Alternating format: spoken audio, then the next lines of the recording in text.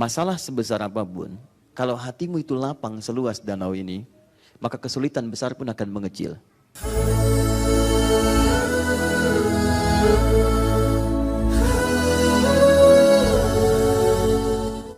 Awas, ini kaidah pertama. Orang yang zikir kepada Allah, yang selalu ingat dengan Allah, maka Allah pun akan mengingat dia. Saya kalau ingat Anda, saya telepon Anda, saya doakan Anda, dan kita berbincang, bukankah Anda akan ingat dengan saya pula?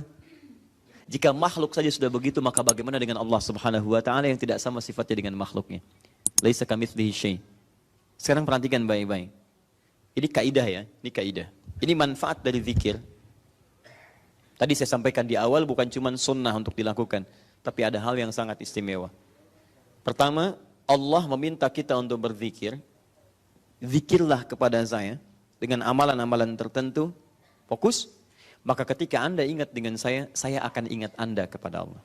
Saya akan ingat Anda kata Allah. Perhatikan baik-baik. Fungsi zikir yang pertama, kita akan selalu diingat oleh Allah Subhanahu wa taala. Oke. Lihat.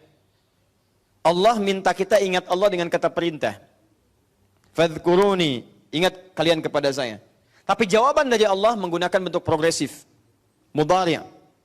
Dalam bahasa Inggris bisa present, continuous, dan future.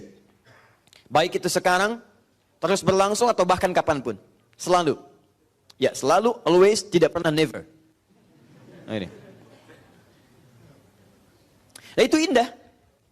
Saat Anda sulit, ketika Anda diingat oleh Allah, maka kesulitan itu akan segera hilang. Saat Anda punya persoalan, Anda diingat oleh Allah, maka ketenangan diberikan pada diri Anda. Makanya ada orang-orang, mohon maaf, bukan tidak punya masalah. Bahkan masalahnya lebih banyak daripada orang lain. Cuman karena dia diingat oleh Allah, maka sebelum dia alami masalah itu, dia diringankan oleh Allah Subhanahu wa taala untuk menghadapinya. Dilapangkan hatinya. Ada seorang anak muda konsultasi pada seorang syekh yang tinggal di tepi danau. Danaunya bagus, airnya jernih dan bisa diminum. Segar. Ketika datang anak muda itu membawa persoalan yang sangat rumit. Konsultasi, berat, kelihatan dari beban dirinya. Begitu datang, syekhnya tidak menjawab. Diajaklah ke pinggir danau. Dibawa segelas air. Ya, dibawakan, kemudian dibawa segenggam garam. Itu yang paling menarik. Begitu setelah terjadi, diambil kemudian airnya. Setelah itu dimasukkan garamnya. Genggam yang pertama, diberikan kemudian, selesai, tahan sebagiannya. Kata syekhnya, minum.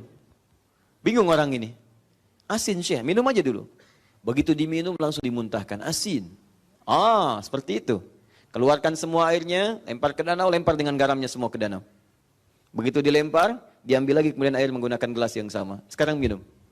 Bagaimana rasanya? Segar, tawar. Itulah kondisi hatimu.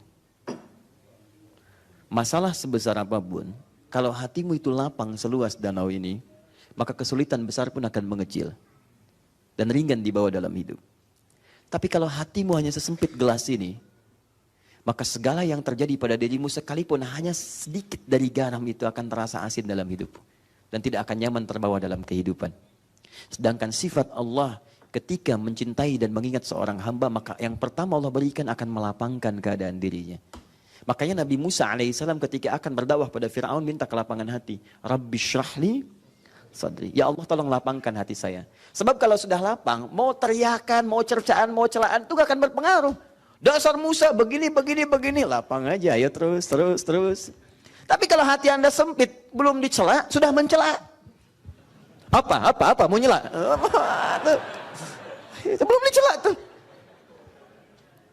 Dan bangga kadang-kadang dengan celaan. Bapak kok marah Pak? Oh saya memang pemarah. Bangga dengan temperamentalnya.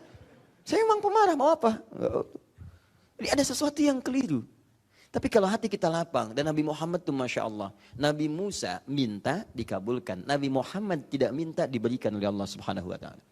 Nabi Musa, Rabbi syrahli sadri, wa yassirli amri. Nabi Muhammad belum minta turun ayat, Alam nashrah laka sadrak. Nabi Musa, Rabbi syrahli sadri. Nabi Muhammad, Alam nashrah laka sadrak. Wa wada'na anka wizrak, alladhi anqadha dhahrak. Muhammad, kami telah lapangkan hatimu. Sehingga dengan itu semua beban-beban yang kau pikul di pundakmu, pikul di pundak berat seperti angkat barbel, itu akan terasa ringan dalam hidup. Nabi Musa minta diberikan, Nabi Muhammad belum minta langsung diberikan. Kenapa? Karena puncak amalan Nabi Muhammad itu yang sulit disaingi oleh nabi-nabi yang lainnya. Dijamin surga tapi masih tahajud sampai bengkak kaki dan sebagainya. Dekat dengan Allah. Zikirnya kepada Allah dalam. Karena dalamnya itu belum minta sudah diberikan oleh Allah Subhanahu wa taala. Sehingga Nabi Isa menyebutnya bukan dengan Muhammad tapi dengan nama yang lainnya, Ahmad. Quran surah As-Saff ayat 6 itu. Wa basyyiran bi rasulin ya'ti min ba'di ismuhu Ahmad. Aku berikan kabar gembira pada kaumku ya. Berikan kabar gembira padahal nabinya belum lahir. 600 tahun sebelum kedatangan Nabi sudah mengatakan pada umatnya, saya berikan kabar gembira akan lahir setelah saya, akan datang Nabi setelah saya. Bukan saya yang penutup, tapi Nabi setelah saya. Umumnya orang kasih kabar gembira itu saat dilahirkan. Hampir tidak ada misalnya orang jomblo langsung ngasih kabar. Alhamdulillah, Masya Allah, saya kasih kabar gembira, punya anak, ya Allah. Kapan? Sudah ada, mana? Nanti setelah menikah. Itu jomblo sengketa namanya. Ya? Iya. Nanti kita jomblo dibagi 3 bagian, jomblo syariah, jomblo fisabilillah dan jomblo sengketa. Ya. Nanti lain waktu kita bahas. Nah. Untuk yang belum nikah. Taib. Apa yang disampaikan Ahmad, puncak zikirnya tinggi, lapang. Jadi kalau hati kita benar zikirnya, maka lapang menjalani persoalan. Makanya nanti saya sampaikan pada Anda, amalan-amalan ini kalau Anda kerjakan saat Anda sedang gelisah, itu memberikan ketenangan. Makanya kalau Anda dalam setiap hari berzikir, tapi nggak pernah tenang dalam masalah, itu perlu ditanya. Zikirnya betul nggak? Nyambung nggak dengan Allah? Sebab pasti ada kelapangan itu. Kalau bikin ruwet, belum ada masalah sudah bikin status. Kayaknya hari ini ada persoalan deh. Oh, kayak persoalan belum datang sudah ditulis. Begitu muncul tuh kan, Allah apakah engkau nggak sayang aku? Update di Facebook. Kenapa Jeng? Tanya sama orang lain. Ih nggak nyangka ya, nyangka tuh. Banyak yang salah. Paham ya? Karena itu kita kembalikan. Ya, jadi ini manfaat yang pertama. Jadi fungsi zikir itu jangan tinggi-tinggi dulu, yang lain-lain dulu. Puncaknya adalah kenyamanan dalam hati, kelapangan. Sama. Ini bukan cuma dengan teman-teman, ustadz juga sama, kiai sama, ya habaib dan sebagainya harus berzikir. Bukan cuma ustadz, oh saya sudah ustadz, nggak usah saya levelnya sudah, nggak bisa. Zikir.